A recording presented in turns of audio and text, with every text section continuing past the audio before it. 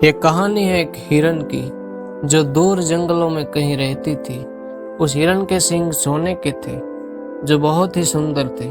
जब भी कोई दूसरा जानवर उस हिरन के सींगों को देखता तो वह उसकी बहुत तारीफ करता था। वह हिरन हमेशा पानी पीने के लिए एक नदी पर जाती थी और जब भी नदी में से पानी पीती तो अपने सींगों की रिफ्लेक्शन उस नदी में देखती और अपने आप पे बहुत प्राउड महसूस करती।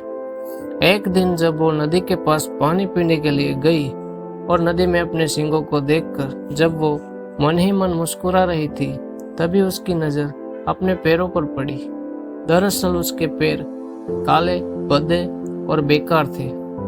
उस हिरन की बॉडी सुनहरे रंग की थी और उसके सींग भी सोने के थे, लेकिन उसके पैर काले थे। वो इस बात से उदास रहती थी और जब भी किसी दूसरे जानवर से मिलती तो हमेशा अपने पैरों को छुपाने की कोशिश करती।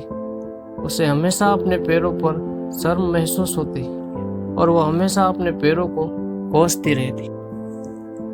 वह एक दिन नदी में पानी पी रही थी तो उसने कुछ शिकारियों और उनके डॉग्स की आवाज सुनी। जैसे ही शिकारियों के डॉग्स ने कुछ हिरन को देखा तो उसे पकड़ने के लिए भागने लगे और तभी हिरन भी अपनी जान बचाकर भागने लगा। वो जिन पैरों को भद्दा और खराब समझ रही थी, वही पैर उन डॉग से कहीं ज्यादा तेज चलने में उस हिरन की मदद कर रहे थे और उस हिरन की जान बचा रहे थे। लेकिन जैसे जैसे वो हिरन घने जंगल की ओर बढ़ रही थी तो झाड़ियां भी घनी होती जा रही थी। तभी उसके सोने के सींग घनी झाड़ियों में फंस जाते हैं। वो उस झाड़ियों से अपने सींगों को निकालने की बहुत कोशिश करती है, लेकिन कुछ नहीं होता है। और तभी शिकारियों के डॉग्स भागते हुए आते हैं और उस हिरन को पकड़ लेते हैं और पकड़कर वहीं मार देते हैं। तभी उस हिरन ने अपनी मूर्खता रियलाइज की।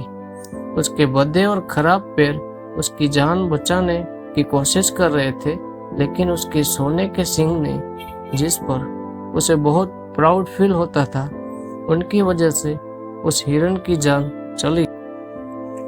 इस कहानी से हमें यह सीख मिलती है कि बाहरी सुंदरता का जिंदगी में कोई महत्व नहीं है, लेकिन हम तब भी उसकी ज्यादा केयर करते हैं। इसके थ्रू हमें तारीफें तो बहुत मिल सकती है, लेकिन इससे कोई बड़ा उद्देश्य पूरा नहीं होता। इसी तरह किसी भी चीज की असली वैल्यू उसकी होती है जो उसके अंदर होती है।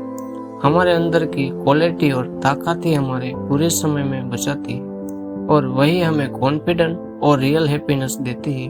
तो अपने अंदर की चीजों पर ध्यान दीजिए, अपना कॉन्फिडेंस बूस्ट कीजिए, पॉजिटिव रहने की कोशिश करिए और कोई न्यू स्किल सीखते रहिए।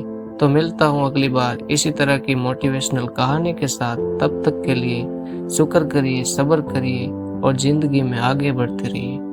धन्यवाद मित्रों।